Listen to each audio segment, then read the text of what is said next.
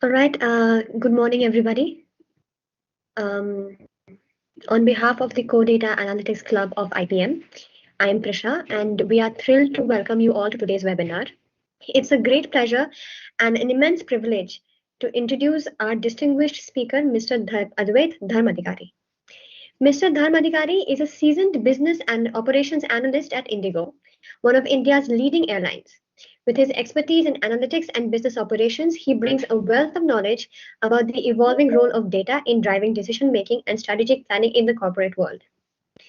With a strong foundation in business analytics and data science from Christ University, Bangalore, BBA, and an advanced specialization through a postgraduate professional certificate in artificial intelligence and machine learning from Indian Institute of Technology, Kanpur, he has honed a comprehensive skill set at the intersection of technology and business strategy. Today, he will be sharing valuable insights on the topic how to build a career in business analytics. This session promises to guide us through the transition from academia to a thriving career in analytics, essential skills and certifications for this domain, and practical advice to succeed in this dynamic field. We encourage everyone in this webinar to actively engage with him, take notes, and seize this opportunity to ask any thoughtful questions that may pop up in your mind. Let's make the most of this. Without further ado, please join me in giving a warm welcome to Mr. Dharmadhikari. Sir, the floor is yours. All right. Thank you. Thank you, Prisha. And thank you, everyone, for the warm welcome. So, hope all of us are doing good. Come on, guys, we can be interactive. Hope all of us are doing good. Yes, we're doing good. Great. Yes, great. So, apparently, when I was asked to talk about business analytics as a whole, and when I see you guys, you all are IPM students, right? Right. So, Yes, sir. Yes, sir. Great. So what year are you exactly in, all of you? I would like to interact with you first, and then we can start. We have participants right from the first year of IPM, we're the second years, and there are also third years who are passing out this year. Amazing. So, guys, tell me something. Okay, I'll just share my screen, and then we can probably start. Yeah. Just a second. Yep, please confirm if my screen is visible. Yes, sir. Yes, perfectly visible. Great. So we are here to discuss about how you can build a career in analytics. Okay. Now, I wouldn't specifically target business analytics over here because business analytics is just a subset of analytics. Considering analytics as a whole, it's a very vast domain. Okay. Now, just a brief introduction about me. So I guess Prisha has given a overall run through, but again, from my end as well. So my current role is as a business analyst and a product manager in Interglobe Aviation, which is commonly known as Indigo Airlines. And apart from that, my education is completed from Christ University. I pursued bachelor's in business administration with specialization in business analytics. And then I further on pursued a PGP in AI and ML from IIT Kanpur. And further on, with respect to analytics, I have certain other certifications as well. I'm a Tableau Level 3 certified analyst. And apart from that, I'm a Google certified BI professional, that is business intelligence professional, and a project management professional as well. And apart from that, I have certain other certifications in the field of data science and machine learning. All right. So now I want to understand from all of you, when you listen to the word called business analytics, what do you exactly understand by it? What is business analytics for you all? I just want to know. Yes, Chaitanya, please.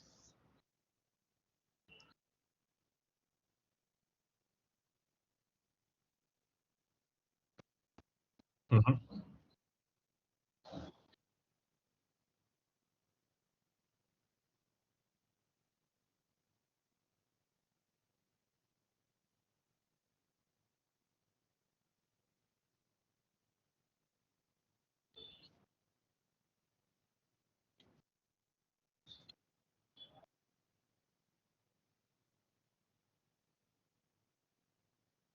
Great. Right. So Chaitanya, I would say that yes, you're somehow very much correct. And yes, of course, when we talk about data, again, there's a lot of things that comes with data. Okay, and we actually don't know that. Okay, when we hear about analytics, the first thing that comes into our brain, okay, if somebody has got some data, they're gonna play with it, they're gonna run through around it, and they're gonna give some insights and then take decisions upon it. But do we exactly know that those insights, how valuable they can be? And what if I say that those insights are actually particular to the kind of domain that you are actually working in? For example, if I say that Chaitanya, you're working in the finance sector. Okay. Similarly, if I say that Prisha over here, she's working for a marketing company, right?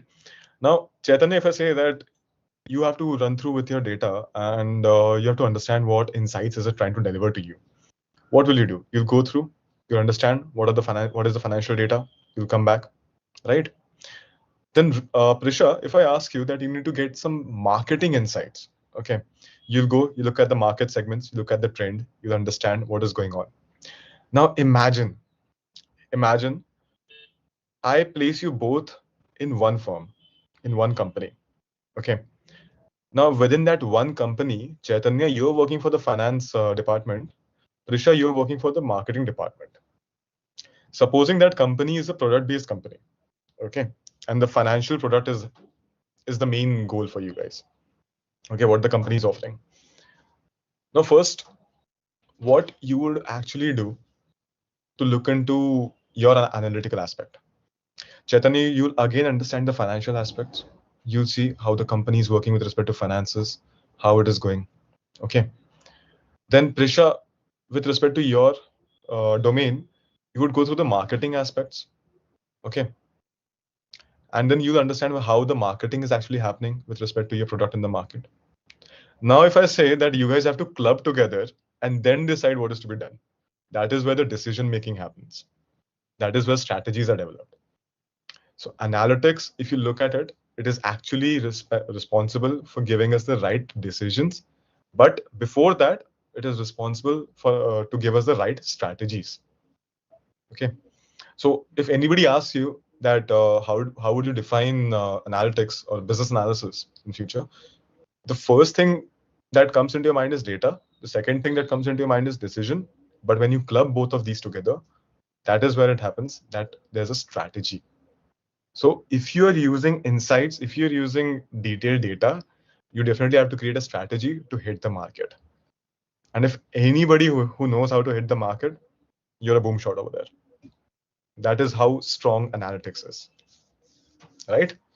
So let's go to the next slide. Again, like I mentioned, that what is analytics? So that was just a theoretical answer from my end, my understanding towards what I've seen in the past 6 years. But if I look more in detail, analytics is actually a formation of these 5 parts. Okay, data.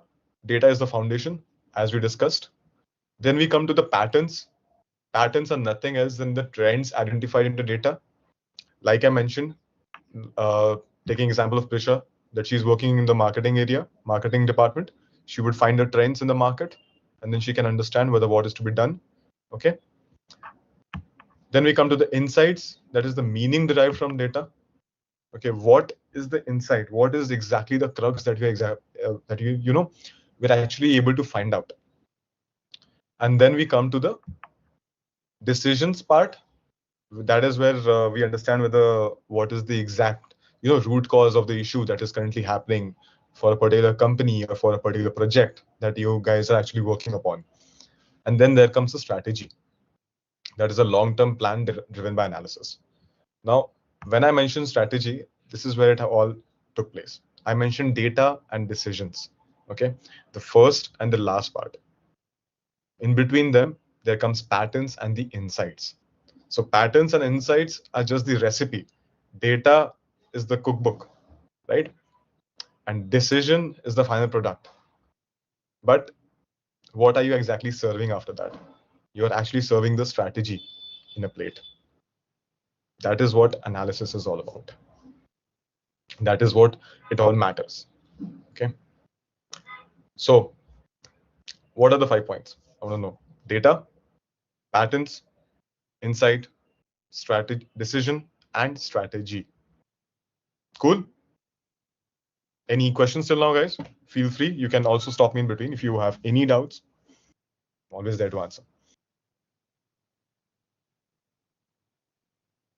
Right. I don't see any doubts. Am I that clear? Amazing. I think we, Excuse me, sir. I have a doubt. Yeah.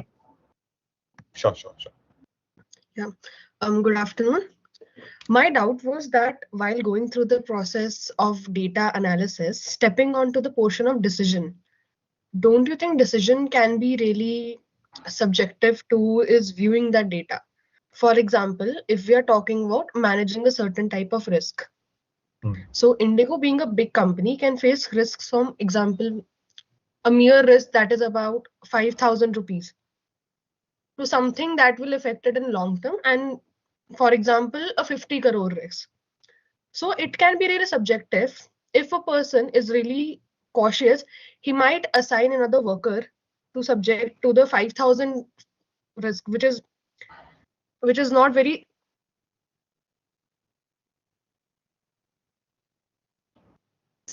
process of in data is driven by who is actually analyzing the data at times. Chakshika, can you please repeat the last line that you said? I guess there was some network issue from your end. I couldn't get that. Okay. Yeah. I want to say that don't you think that in the process of analyzing data, the decision portion can be sometimes subjective to who is importance and what to leave in regards to not giving importance? Absolutely. See, I believe it is subjective, which is why when you look at a problem statement, so generally, even tomorrow when you guys are going to enter your corporate life and everything, you'll often notice that you won't have just one person working on the analytical part in a project. Okay. Not just that, but you'll be having, let's just say you have 3 data analysts working for one project. Okay. All of them come up with their own insights.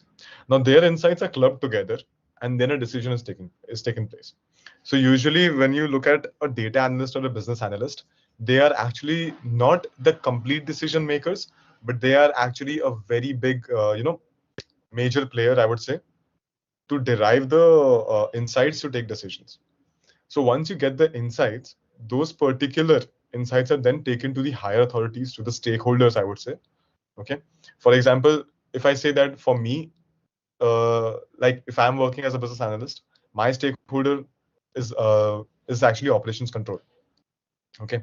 Now I generally wouldn't take the decisions for operations control, because definitely I know the business and the technical part of my particular domain, but these guys are the ones who know the detailed analysis of their business domain. They are like core business for you guys. Similarly, this is where stakeholders come into practice. And thank you. Your name is Chakshika. Chakshika, that was a good question. So apparently, when you are actually going to take a decision, or when you're delivering an insight, those decisions are something that are taken as as a team, wherein the proper players in the market, I would say, your executives with n number of years are going to be there. We're going to take decisions. So you're delivering the insights. Decisions can be subjective. The answer to your question, yes, of course, it is subjective, because anyhow, you just can't randomly take a decision and then say, okay, let's do this, because this can be done. This is the insight. Let's do this. Because of course, there are a lot of risks when you're dealing with a different kind of a project, or if you're having heavy costs involved within your particular, project, or a decision that you want to take, or something that's gone wrong. Again, if you include cost in multiple CRs, then definitely a decision takes time. But yeah, you're only fueling the decision, but the decision is taken as a team. That is what happens. So it can be subjective. I can have a different point of view. You can have a different point of view. The third guy in my team can have a different point of view. The executive can have a different point of view. But when clubbed together, another analysis is done. And that analysis is nothing much but just a discussion to land up to a decision. Cool. I hope that answers your question. Yes, thank you very much. Okay. Yeah. Any other questions?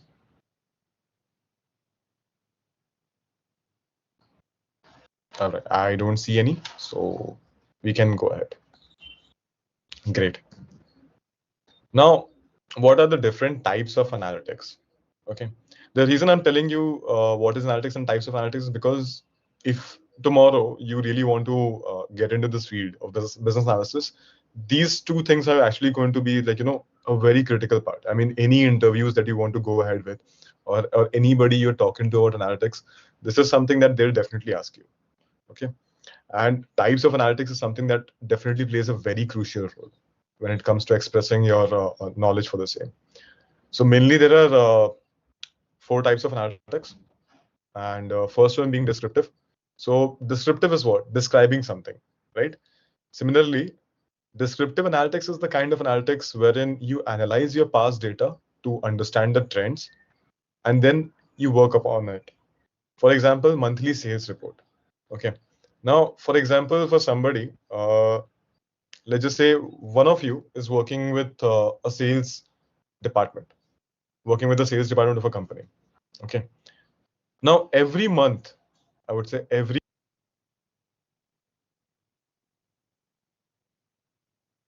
Advait, I think you've, yeah. yeah, my bad. Cool.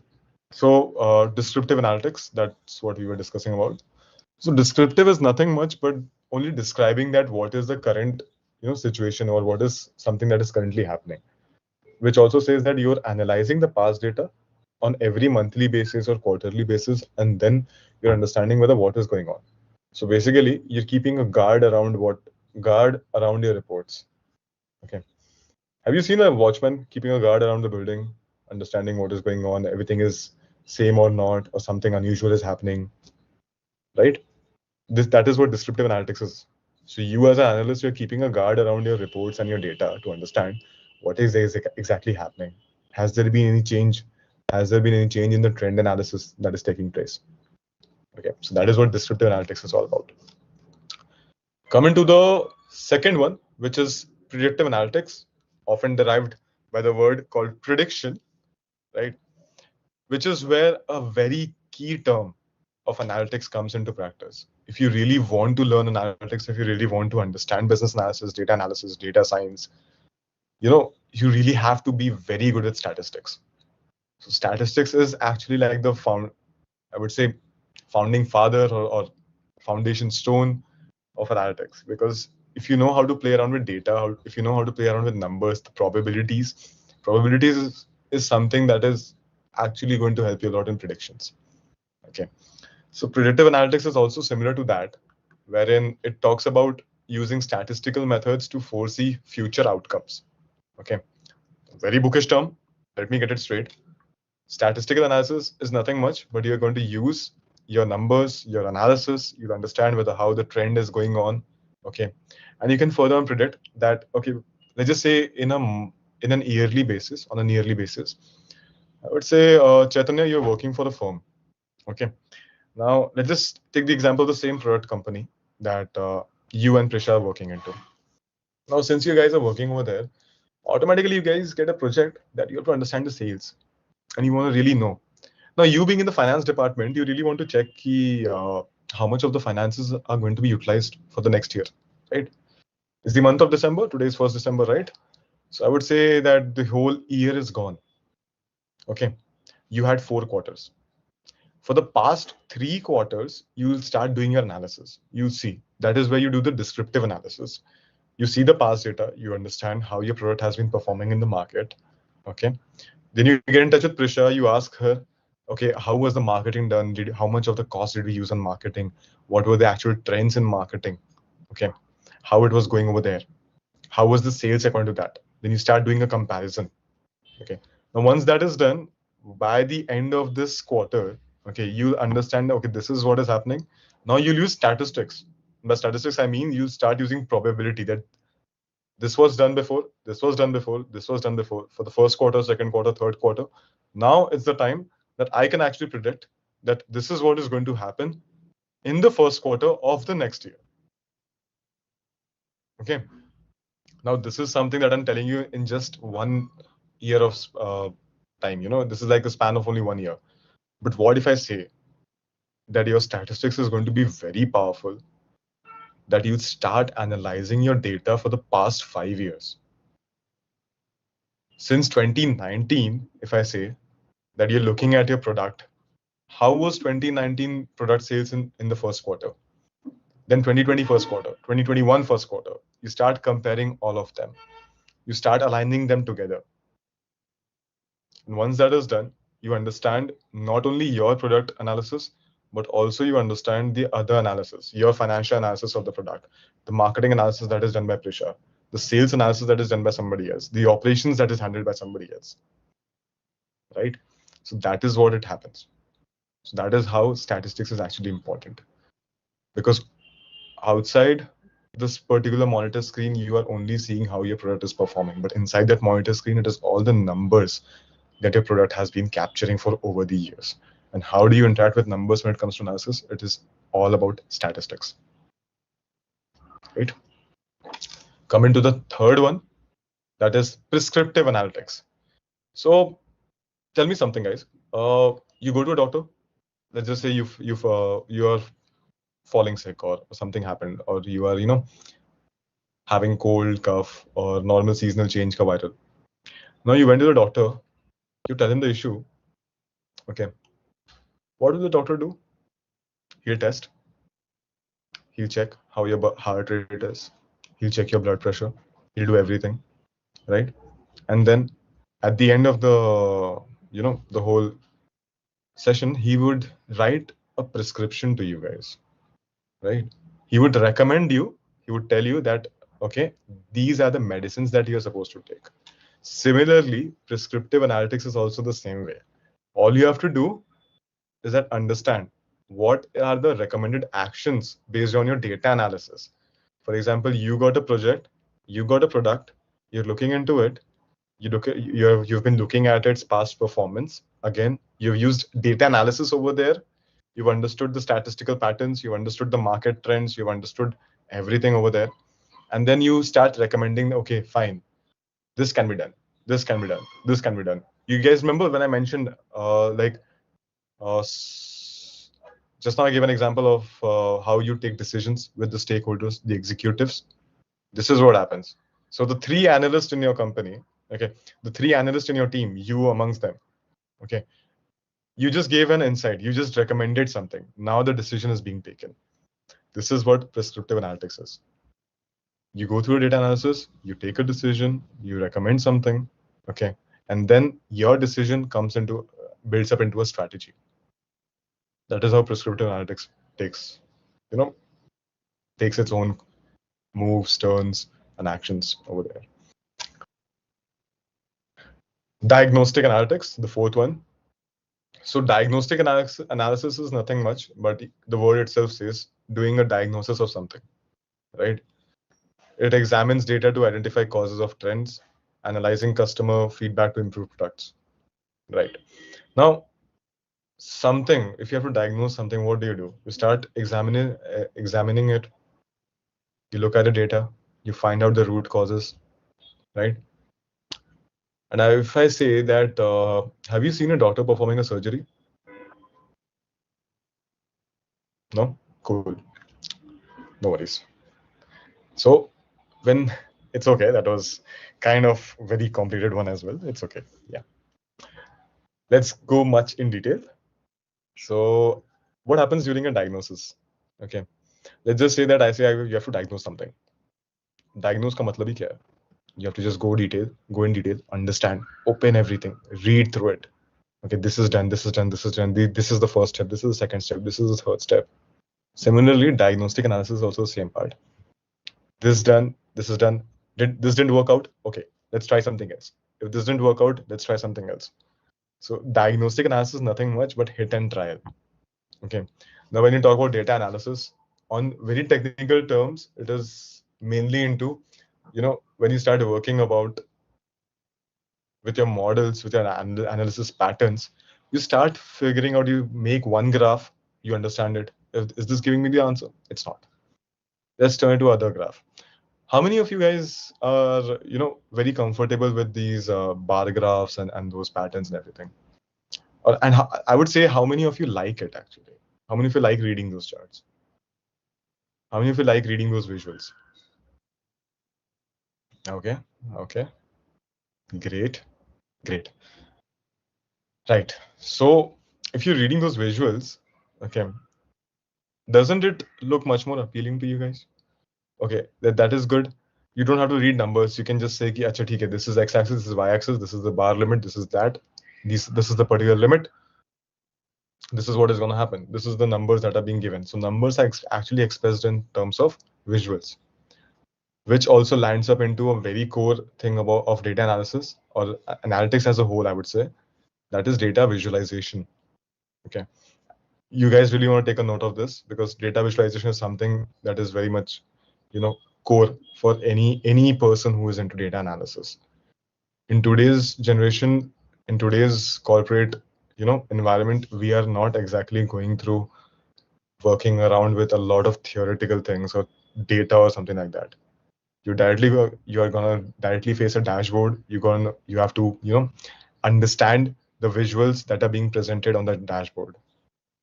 And what is important to note is that data visuals or data visualizing is the most important and a very core step for any analyst.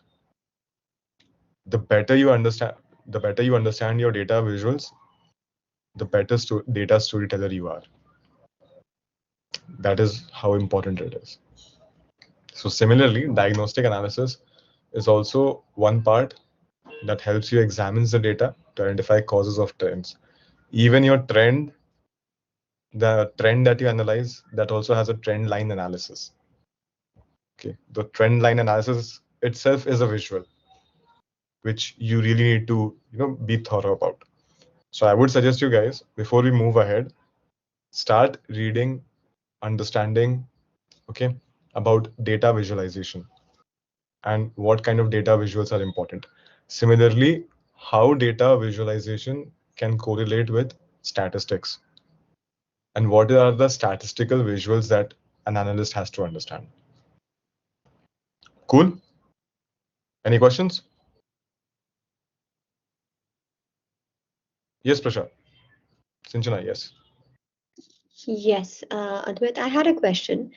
These four types that you described, are they specializations in the field of analytics, or is it just, or like, do I specialize in business analytics, descriptive analytics, or do I just specialize in analytics and I do all four? Is it? Okay. So when you specialize yourself in analytics, okay, even if you're a business analyst or a data analyst or something like that, okay, even if you're a data scientist, you will have to go through all four of them, because it completely depends that you never know what kind of approach, what type of analytics you have to actually perform. It completely depends on your project that you're working in. So which is why I would recommend you that when you go through all of these, okay, all four of them are necessary, and these are just types of analytics. Okay, all the types are required to understand. Okay.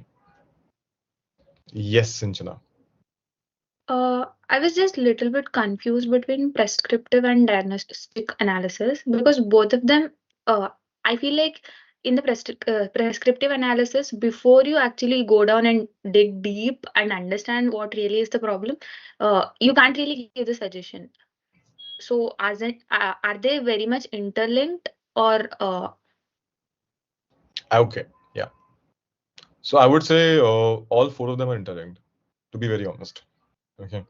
Because no matter, I would say, let's take an example that you are working on a project wherein you just have to dig deep into the data. Okay. Only you have to dig deep, and you have to understand the data. You have to understand what is going on with it.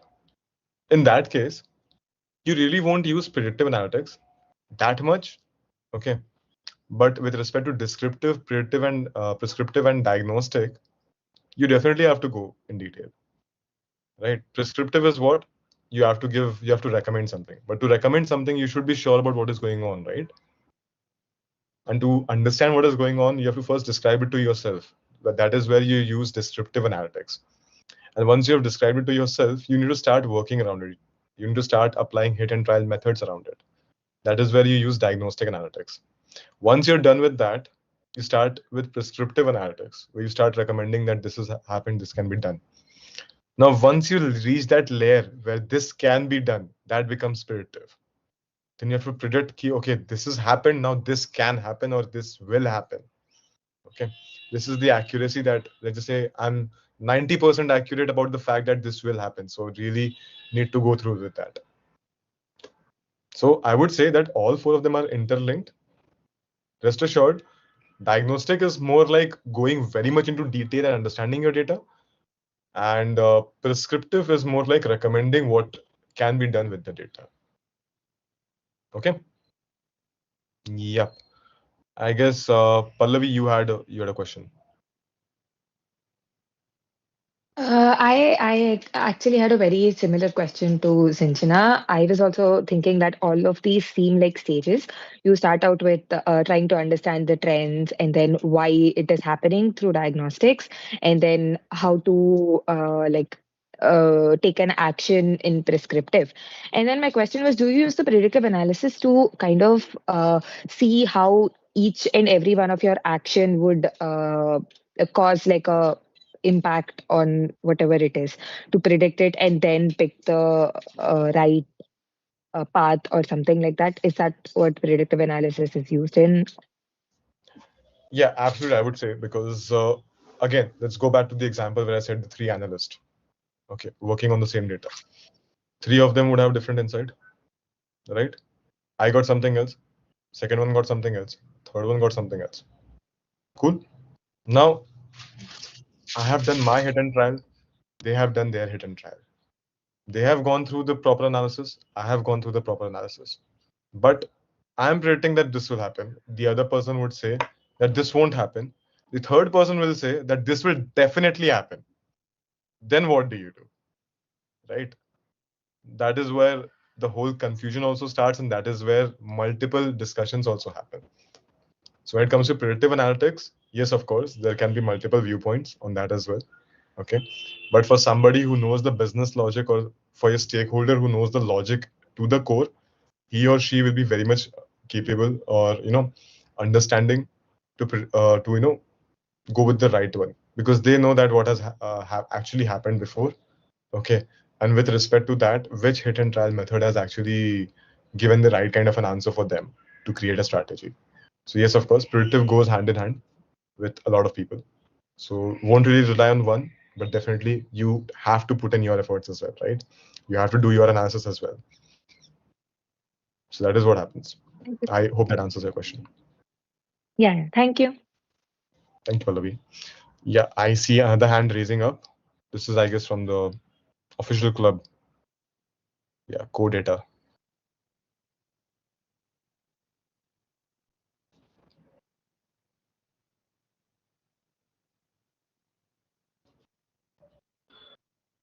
No questions? I think we can move on. Okay, cool. Sure. Now, one very crucial part, what are the challenges in analytics? You can't always have the cream on the cake, right? There can be certain things that can go wrong as well. So what are those certain things that actually go wrong when you're exactly interacting with your analytical aspect? Data quality issues, yes, of course, one major issue. Personally, even I have had this issue many times, even when I was working on my personal projects or something like that. If the data quality is not good, you lose a lot of it. Okay. And you really want to note this down. There's this one thing called as data cleaning and feature engineering. Okay. Data cleaning and feature engineering is something that is very much core for a data analyst or any analyst, or even for a data scientist as well. It is nothing else other than getting your data in proper shape. Now, feature engineering and data cleaning, that would be very much technical. Okay. But since, okay, you guys are exactly business students or management students, right? Yeah, you guys are into hardcore management. Yeah, okay. So I'll just give you a brief about it. Okay. Data cleaning and feature engineering is nothing else but just sorting out your data into proper, proper actionable items. I would say. For example, data is not in a good shape. Some data is in the, I would say, JPG form. It's an image. Some data is in like, Excel. Some data is coming in CSV. Some data is coming in a JSON format. Okay, exactly out of the server. You really don't want to interact with that kind of data, right? So you'll club them all into one place and then format it down, and then put it to good use where you can actually do your analysis. Because even for softwares, okay, so there are two. Remember I told about data visualization. So there are two market leader softwares for this. First one is Tableau and the second one is Power BI. Okay, so Tableau and Power BI itself require a proper formatted data, okay, to be consumed, and then you can actually perform your visuals over there. So again, data quality issues is actually a very big challenge when it comes to understanding your data. And trust me, when you start interacting with data, 70% of your work is just going to be about data cleaning and data handling. That is what happens for a big project or for a good analyst. Any good analyst, any perfect analyst, okay, or I wouldn't say perfect analyst because no analyst is perfect. Every analyst is always learning because there's a lot that is changing, which I'll be talking about further on. But for any good analyst, he or she will definitely make sure that my data is in the proper format, in the proper form, so that you don't want to mess up in the end when you're actually, gaining the insights. And any slight difference in the data can actually crush your whole trend line. And I've seen it happening, and it has happened with me as well in my initial years. So yeah, data quality issues is something that is a very big challenge. Data accessibility, you really need to check what kind of a data is actually accessible to you. Okay, sometimes, for example, me personally working with an aviation giant, we really don't take out our data. We really don't keep our data public. Okay, so I'm not really sure that if I hire or take a analyst on contract basis, I would be so much comfortable in sharing my data with them. So data accessibility with respect to you all know the frauds and the cybersecurity cases that are happening these days. Okay, nobody would be that comfortable in giving you the data access. So you really need to make sure that you have the right kind of data access, be it a contract, be it something else, whatever it is, but you need the complete data access as well. Technology and tools, again, like I mentioned, that Tableau and Power BI are two market leaders for data visualization and data analysis, okay, and for business intelligence as well. But again, there are a lot of tools coming in the market right now. Okay, there's a lot of heavy stack of technology that is coming in. So choosing the right kind of technology for you guys is actually very important. I'll be briefing that further as well. I do have a certain slide for that. But again, technology and tools is something that is very much crucial. What kind of a technology, what kind of tools you're using. If you are comfortable using that, what if your other team member is not comfortable using that? What do you do in that case? Okay, because you guys have to actually perform analysis on the same part, on the same project. And then that becomes an hindrance. Otherwise, there are very common tools which I'll be telling you about. If you go through that part, it's well and good. Skill gaps, again, the skill set. You really have to make sure that you are continuously upgrading your skills. Okay. And by that, I would recommend you not just by going around understanding about analytics, but start reading blogs. Okay. There are multiple blogs on Medium as well. You can actually start reading them. You can look out for, multiple channels or groups on LinkedIn that are talking about analytics as a whole. Okay, to understand, not to gain your skills, not just to only gain your skills, but to understand whether what is happening in the current market. Okay, or how analysts are actually performing in the current market. For example, like I gave you the example, Chaitanya, you're into finance. Okay, Prisha, you're into marketing. Now I can say that, okay, there are certain different skills that are required for marketing analysis, and then there are certain different skills that are required for financial analysis, right? So you need to understand that if what is your domain, what you're interested in, okay, and then you have to understand that what are the essential skills that are required. Now, financial analysis can have financial planning, financial valuation, and analysis for the same. So that is like a different skill altogether. Similarly, marketing ones, they have SEO, search engine optimizations, okay, other skills required for digital marketing. So that is altogether a different story. So you really need to make sure that the domain you're into you have the right kind of skills to perform the right analysis. Now, coming to cost and resource constraints, yes, of course, when you're working with, a big company tomorrow in future, or even if you're working with a startup as well, there can be multiple cost and resource constraints as well. Now, I can say that you have the capability, or I would say you have the ability to handle, to conduct an analysis with this particular kind of software. But what if your company is not able to afford the enterprise edition of that software? What would you do then? Okay. What if I say that the data you're seeking for is coming at a very high cost to your company? What if they can't get you that? So again, you can't analyze without any data, right? So that becomes a problem. Usually these challenges are very rare in nature because nowadays, when we look at the current markets, the current companies, everybody is highly dependent on data. So they are ready to put in their cost with respect to manpower and their resources. So usually this doesn't happen. But just in case, you guys should be aware of it, that what can be the common challenges that you can face. Now, aligning analytics with your business goals. Again, if you have a project in your hand, if you have the stakeholder sitting in front of you who's given a project requirement, okay, your client, your stakeholder is actually going to be the one who'll give you the proper requirement in just words. It's going to be you who's going to interpret it with respect to analytical terminologies. Okay. But what if you interpret it wrong? Just an example, what if you do that wrong? So you're not aligning exactly with the business goals, exactly with the requirement goals. So definitely you've been asked to do something, but you deliver something else. So that is not going to work, right? And anyhow, all the manpower, the efforts are going to go down. So that is something that you really need to be aware of, that whatever you think about, whatever analysis you do, it should align to your business goals as well. Now, coming to privacy and ethical concerns and change management. I'll cover these two parts together only. Reason being that privacy and ethical concerns, as it says, and change management as well. For example, you want to create a change or something like that. Let's just say that you came up with an idea, you found the data, you predicted something, you diagnosed something, and then you end up finding that this is not working good. Let's go and change it. Now, you communicate the same to your stakeholder, okay, or to your team, but they say that we can't do this exactly. Why can't we do this? Because this is not exactly going hand in hand with our company's current, budget or resources or policies, something like that.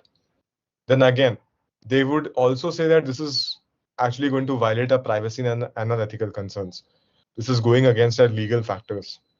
So that is also something happens. Because see, analytics, if you go very much deep into it, if you know your data very well, I'm 110% sure, and I haven't seen a single analyst, a single good analyst, who hasn't come up with, a different mindset altogether to change something. Okay. Because honestly, this is what exactly an analyst does. Okay. You guys are solution providers. You find the issue, you understand the issue, you give the right kind of solutions, and that is what is happening over there. That is how you are a good analyst. Cool. Any questions?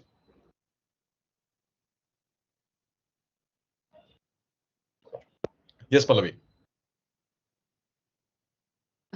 So we talked about how there are data quality issues and data accessibility, but considering that to train all of your data models, you need huge amounts of data. Would data management in itself be considered a challenge in analytics, and how do we tackle that? Absolutely. You remember the first thing that I said, that data cleaning and feature engineering and data handling itself is like the 70% of the task you do. And trust me, any Tom, Dick, and Harry who knows about statistical analysis can do the 30%. But the 70% is what is like a game changer. Because honestly, that is where you have multiple sources of data coming in. You're managing those data. Okay, you're putting it down into one single stream. You're formatting it down. Okay, and then you're coming to the analytical part of your side. Okay, so 70% is all about data management, data handling, data cleaning. So yeah, it definitely comprises of a lot of time, and data quality issues, again, that happens. Very much it happens, and you might lose a lot of data. Then you might also understand that you want to get some more data. This is not enough for your analysis. This is not going to work. This is not something that you really want. Okay, then you want something else. Then you pick that up, and you don't know again which format is it going to be into, right? But again, I'm telling you guys about all this because this comes on the hardcore technical side. Okay, if you go on the business side, the core, if you're techno-functional, I wouldn't say technical, but if you're technical and functional, which is what business analyst actually is. Okay, so there are mainly two segments which I'll be talking about. There's like technical area and there's like techno-functional area. Okay, I'll further brief that in the upcoming slides so that you get a crux of it. Right. So coming to the real world applications. Okay. So I guess I've been giving the Excuse me. examples. Yeah, Chakshika. Yeah, Advait, I had a question regarding the previous slide. So Yes, please. when you were talking about data quality issues, can you emphasize on what kind of issues can arise? Is it the discrepancy in the sample space or something else? Like, what is the meaning of data quality issues? Okay, sure. So data quality, if I talk about data quality as a whole, now let's just say that you got your first data in an Excel format. Okay, that came from a different team. Your second data, you received it into a CSV format. That came from a different team. Now, what if I say that the CSV data is incomplete? The Excel data is as a whole, the CSV data is incomplete. For example, if I say that I have to compare sales and marketing together. Okay, the sales data is complete. Ki haan, theek hai, this is the sales that was done in this month, this quarter, etc. But if I say that the marketing once say that, okay, we did marketing for some time, then we stopped, we did that again, we stopped again. So that is like incomplete, right? Okay, you don't know exactly what was happening in that particular time period. If there's no marketing, then how the hell is the sales going so up? Was it the previous marketing strategy that was being still applied to the existing sales strategy? Or what was going on? So did we actually cover our cost over there, marketing cost, or not? You can see I just framed three questions right in front of you. So that is what happens. So data quality is nothing else but data, is it complete or incomplete? That is where the main thing happens. Now, complete or incomplete when you received it, now once you start analyzing it, is that actually complete for you to do your analysis or not? Or do you need data from the finance team as well now? Okay. So now finance is going to give you a data again. Is their data complete or not? Is their data properly handled or not? Or is it just like a stack of this is this, stack of this is this, that's it, done. So you can't actually perform analysis on that, right? You have to format it. Okay, okay. This is the quarter. In this quarter, this was the sales, this was the marketing, this was the financial aspects that took place, and this was the product trend or product adoption rate. Okay, you have to format it down yourself. Okay, data, you can never expect data to be arrived, to arrive in a very good quality. You have to frame it down into a good quality part. I hope that answers your question. Yes, thank you. Thank you. So I guess I've been talking about the real world applications in my examples only.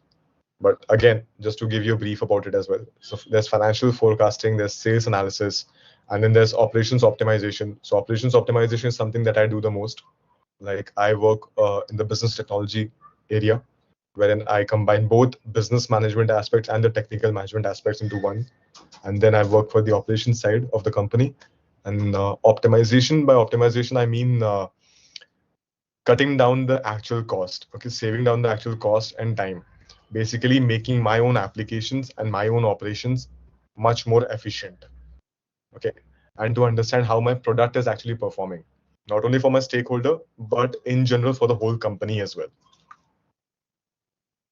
And then there's marketing insights, like I gave the example of marketing. Strategy building with business technology, again, this is something that I do the most.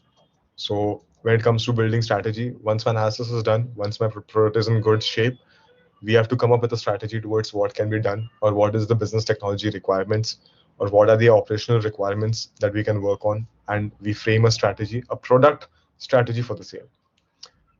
Do remind me if I forget, although I won't, but just if I forget, by the end of the session, I have to give you 5 words to all of you that you need to focus on for the next upcoming years. Okay, if you really want to get into analytics or business analysis. Product analysis, again, how your product is actually behaving in the market. The first example that I gave, taking Chaitanya and Prisha into consideration. Okay, to understand how your product is actually performing, what is the trend, or how many people are adopting your product. Now, for example, if I say, I guess all of you are Insta, all of you use Instagram, right? Instagram was also once a product. Okay. If I say that previously there wasn't any kind of reels or something like that. Product was being used, but since Instagram launched the reels section as well, there were more people engaging into that particular application. So that product adoption was going high. Then we came across marketing tactics wherein small businesses started using meta ads, Instagram ads, okay, Instagram marketing for their own purpose, for their own business purpose. Then again, the adoption was going very much high because this time it wasn't only the consumers, but also the content creators and the small business owners as well who were using the product. So that is what product analysis is. So this was itself a strategy. Launching reels into the application was a strategy to gain more, adoption rate, gain more product users. And then coming up to, allowing ads and marketing tactics on Instagram, that was again itself a strategy.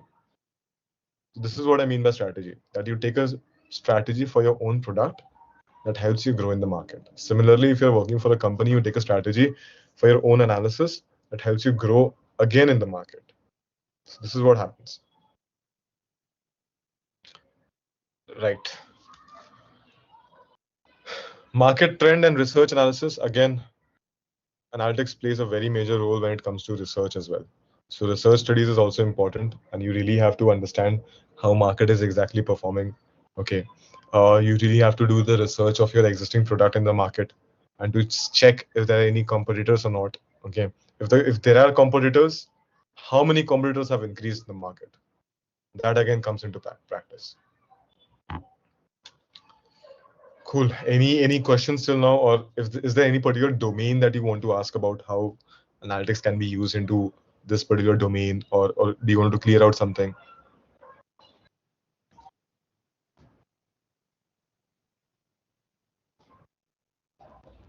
Okay, I don't see any questions. Great. Now, here comes the required skills part. Now, in future, when you're actually starting to build your resumes, to get into analytics and to find a career in analytics, okay, your resume should actually have these 3 segments when it comes to skills, divided down into these 3 parts: technical, managerial, and soft skills. Now, technical being technical, if you're going thoroughly into business side, okay, you can have a knowledge of these technical skills, but again, if you really don't want to go very much in detail, that is also fine. Okay, because actually there's a huge difference between a business analyst and a data analyst. Okay, data analyst is actually very technical, and the business analyst is very much more managerial and inclined towards management side. So for somebody who wants to go very much deep into analysis, you should have these 5 technical skills, I would say. Python, for programming language, you should know how to interact with Python, because Python is something that is being very much used for data analysis part. Okay, it helps you understand your data properly. It helps you play along with your data. Also allows you to clean the data on your own. And not just that, but also when it comes to predictions, it helps you gain multiple insights for predictions as well. Okay, so by using Python, you can play around with your data very well. And best part being, it is not as lengthy as other programming languages. Okay, and trust me, if there's anything that you need to be consistent about, is to practice continuously about it. I started writing Python 6 years ago, back when I was in 11th grade. Okay, back in my school life, that is when I started Python. But still now, I wouldn't call myself that I'm very much perfect, even though I can write machine learning algorithms, but I'm not perfect. Because again, Technology and tools, they're changing continuously. So you got to keep learning. But to start with, you should be familiar with Python as well in your initial years. Rest assured, you learn on the job and in your domain whether what is required and what isn't. SQL, yes, of course, if you want to deal with data, SQL is a very much important programming requirement, because at the end of the day, when you're using SQL or SQL, you should know how to fetch the right kind of data. So SQL also allows you to choose the right kind of data, fetch it out, and then use it for your own purposes. Tableau and Power BI, yes, of course, you can choose one of them. I wouldn't recommend both of them together. Okay. If you really have the time, if you really have the interest, go for both of them. If you don't want to go for both of them, you can take any one of them, because ideally, both of them solve the same purpose. Okay. Like personally, I chose Tableau because I liked it the most, and I found it more appealing to me when it came to analysis, when it came to creating dashboards, and when it came to understanding how exactly my data is responding. So Tableau was a good option for me. But if you find that Power BI is a good option for you, you can go ahead. That is not an issue. I would recommend any one of them. Cloud systems. I guess you guys have heard a lot about AWS, Google Cloud Platform, GCP, okay, Microsoft Azure. So I would recommend you guys to actually be, well versed about one of these, because in the upcoming days, looking at the future and the way how AI and everything is taking over, and it will take over, cloud system needs to be a good thing to know about. All cool? Any questions till now with respect to technicals? Feel free to ask. Cool.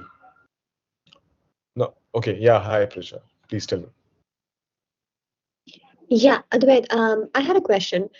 So the Mhm. skills required for analysis to become an analyst, they're very technical. So how do I leverage myself above engineers who, I'm a BBA student. So how do I highlight myself over other engineering students who, already have these skills because of the degree? Prisha, did you notice the first line that I said? You just have to understand them. Yeah.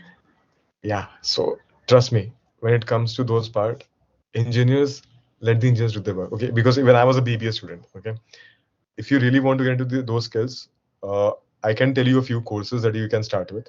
Okay. And those courses, because I personally did those courses as well. And you can go through those courses, and actually you can learn them as well. Learn Python, you can learn SQL as well. You can be well versed with it. And all I'm asking you, okay, because coming from a managerial background, you should be not very much hands-on with this part. Okay, you can be hands-on for your resume when you have to do some projects, which I'll brief further on. But initially, I would say that you can just understand how these technologies work. Okay, just so that nobody's able to fool you over there that you can't do this, you can't do that. Okay, and this needs to be done, because either ways, if you start a career as a business analyst, you will end up becoming either a product manager or a project manager, wherein you should know not exactly how these things are to be done, but how they are actually, usually practiced. Because you don't have to be on the spot, you don't have to be on the stage doing all of this. Okay, you're only managing the aspects. Okay, you'll have a different technical team, the engineers who are going to work on this part for you. You'll have data scientists and machine learning engineers and data analysts who are doing this for you. But you as a business analyst is actually more centered towards managerial side. You should know how to interact with the stakeholder, with the client, and that is what is important. So you can be thorough with these skills, the technical skills, just to understand how they work, nothing else. Okay, but if you really want to get in too deep into it, you can definitely reach out to me on LinkedIn. I'll give you the required courses as well for the same. And this is applicable for all of you. Okay, for anybody who wants to go through them, do feel free to reach out to me. I'll surely guide you all. I hope that answers your question. Yeah. Now, talking about the managerial skills, team management, team building, project management, stakeholder management, and strategy building. These 5 things are very important when it actually comes to landing up a job or a career in business analysis. Initially, you start your early career as a business analyst, because I started my early career as a business intelligence engineer. Okay, where even though I knew the business requirements, but still I had to be on the technical side. Later on, I transformed, or I would say advanced myself into a business analyst. And now I'm working as a product manager as well. Okay. But eventually, these 5 things, anyhow, even if you know or you don't know the technical skills, doesn't matter. But these 5 things are actually important that you should be well versed about. Okay. Because you have to interact with the team, you have to interact with a project, you have to interact with the stakeholder. And at the end of the day, you have to sit with the stakeholder and build a strategy. So that is also important for you. Coming to the soft skills, effective communication, decision making, and negotiation. Again, you're sitting with the stakeholder. If you're engaging with them, you have to communicate your side as well. For example, in my case, what do I do? Considering my stakeholder, they won't be concerned about what my technical team is working on. They just want their requirements to be fulfilled properly, right? That is what any client or any stakeholder would do. But on my end, if I think that, okay, this is something that is not possible, I have to effectively communicate that to my stakeholder, considering my technical team sitting with me, who knows that this is something which is complicated and this can't be done, so we can find a solution other way around it. So that is something that comes into practice where effective communication needs to be very important. Okay. Negotiation also is a part of it. And yes, of course, decision making when it comes to finding an alternate solution for that. Right. Any questions? No? Cool. Right. Now, job roles and career paths. Again, I think most of you were waiting for this one. What kind of the job roles can you take up? What is the career path that you should land into? Nice. Since I mentioned that I'll be dividing them into 2 major parts. First is the core technical roles, and then there are core business and techno-functional roles. Now, supposing you are getting into analysis, you're getting into business analysis over there. Okay. Now, analytics as a whole is a very big term. Okay. There are multiple people who are getting into analytics, but they have divided themselves into technical side, that I call the technical team, and then they have divided themselves into the techno-functional side, who know technical as well, who know how they work. Prisha, like you mentioned, the technical skills and all that. Okay, so the techno-functional guys, I'm a techno-functional. I know how the technical guys work. Okay, I know what their terms and requirements are, and I know what they're going to work around that. But I also know how to handle the business side as well, which is the managerial side. Okay, now talking about the technical roles, a data analyst, data scientist, a machine learning engineer, and a data engineer. Okay, these guys are the ones who you'll find continuously on the screen coding for hours and hours and hours. Okay, they are actually doing the prediction part for you. Okay, if you are on the techno-functional side, you are busy handling the management, the team, the project, and the product so much that anyhow you will have these data analysts, data engineers, data scientists, and machine learning engineers who are actually building things for you. Okay, so you're actually leading a team wherein you have technical people sitting over there who are actually involving themselves with respect to data. Then there comes a part where you as a business analyst, okay, which is on the right hand side, which happens to be the techno-functional role. Okay, so business analyst, business intelligence analyst, business solutions architect, and a business modeler. Okay, these 4 guys are the ones who will be involved with data, but only to give the requirements, to effectively communicate the requirements, the business requirements, the stakeholder engagement patterns with the technical team, so that they can get their work done. Okay, and they can get the project completed. They can work on their product. Now, for example, if I say that Chaitanya, you're a financial analyst. Okay, you can ask your data analyst or your data scientist or your, I would say more precisely, your data engineer to give you the data that you need. So you can say, okay, let's just say Sinchana is your data engineer. Okay, you can tell her that, okay, Sinchana, this is my requirement. Now this is where it happens. You're communicating your requirement to your technical team, data engineer. Sinchana, this is my requirement. This is what is happening, and I need this data. So you are anyhow going to be well versed with data. You should know what kind of analytics is going to happen. Okay, you know the analytics, you know the requirements. Okay, then you just have to communicate it to the data engineers to give you the right kind of data. Then you can analyze the data. Again, data visualization. Data visualization being core, you have to understand your data. You can't just go through the numbers and look at that. You have to understand the data. That is where you start using those data visualization tools. Okay. Again, you'll go to your data engineer. You'll tell her that, okay, I found this data. You gave me this data. This worked, but I think this is not enough. Give me some more. This is the requirement. Now you'll go to your data analyst. You say, okay, fine. Let's just do one thing. What you can do is I handle the business side. I look after the project. I'll manage it. Meanwhile, what you can do is, you being my data analyst, let's just say Pallavi is your data analyst. You go there. You tell her, okay, please analyze this particular data and just tell me if you find any insights so that we can work along together. Now, she'll go through the 70% part of the data cleaning and the data handling, the data management part. Okay. And then she'll come back to you that, Chaitanya, this is the insight that I found. Now, you'll use that insight. Now, is there any kind of particular prediction that you can do with that insight? Is there any prediction that can be involved? Then you fetch your data scientist and your machine learning engineer to write the algorithms for you over there. Okay. And those algorithms are going to be something that is going to help you a lot to predict. Remember the first example that I gave, Chaitanya and Prisha, the product company that you're working for. Now you want to understand what is going to be the further insight, what is going to be the future aspect for your product. That is where your ML engineer is going to write down a particular machine learning code to predict continuously on recurring basis that, okay, first quarter gone, this was the prediction for the next one. Second quarter gone, this is the prediction for the third one. That is what happens. Similarly, a data scientist is going to be very much, aligned with that guy only to work on the same part. Cool. Any questions? I hope you have cleared your doubts about, data side, the technical side, and the techno-functional side as well. If you have any questions with respect to techno-functional and technical roles or anything related to that, please do let me know.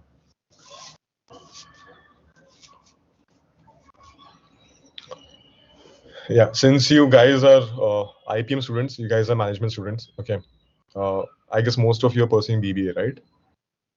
Right. So I would highly recommend you go ahead if you're really keen into getting your hands dirty into, data and technical side. Then that is fine. You can go for the technical roles. You can look after them. But if you really want to understand the business side as well, if you really want to manage a particular project or a product, techno-functional side is the best one for you. Like considering my space as well, even I'm working on the techno-functional side. So that is how it is going for me. So if you have any questions, you can ask me right now. Not an issue. I think Kuhu had a question. Sure. Yes, Advait. So I had a very particular Power BI related question. Like there, making an AR diagram and relationship between different columns and data is very important. And I fixed issues regarding that once. Like I can make proper visualizations. So how do we determine that what kind of relationships should be made? Okay. Yeah. So you're actually working on an entity relationship diagram, and you really want to understand how can you create a relationship, right? Yes, like many times we might get data in Excel, like in one single table, but we might need to separate it and make proper relationship. How do we go around? Exactly. So that is where data handling comes into practice. So when I mentioned the 70% part, okay, like I mentioned that you exactly won't have the complete data in your hand. Okay, you might have some incomplete and some complete. So what I would personally recommend, what I used to do as well, I used to divide it into multiple aspects. For example, if I have the data for finance, if I have the data for marketing, if I have the data for sales. Okay, I'm just giving an example. Depending on your project, you can formulate it yourself as well. But just to give an example, what can be done, what is the right approach? Break it down into multiple parts. Okay, create one unique factor amongst all of them.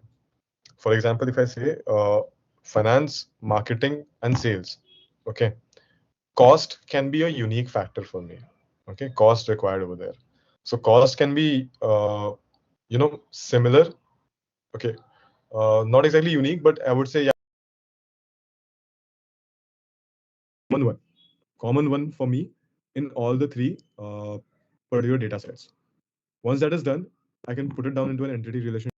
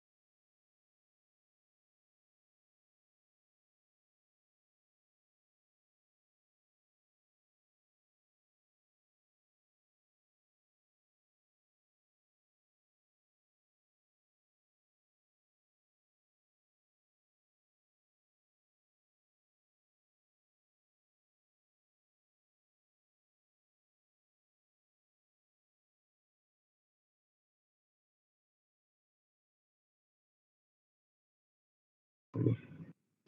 At least for the next 10 years. This is going to be there. So yeah.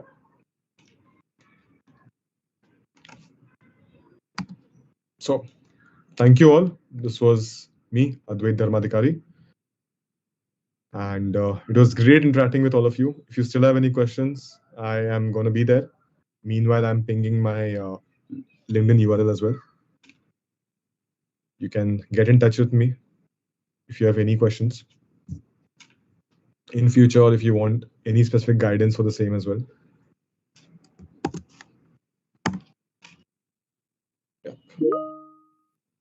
Thank you, Advait, for a great session. And I'm sure definitely everyone would have been in a better position after this session, especially your practical exams and the tools you have mentioned. They'll be really helpful for us. On behalf of Codata Analytics Club of I am Ranchi, I would like to thank you. And I would also like to thank all the participants for enthusiastic participation and asking relevant questions. And yeah, have a nice day. Thank you. Thank you. Thank you, everyone. Thank you. Have a good day. Have a good day. Bye. Thank you.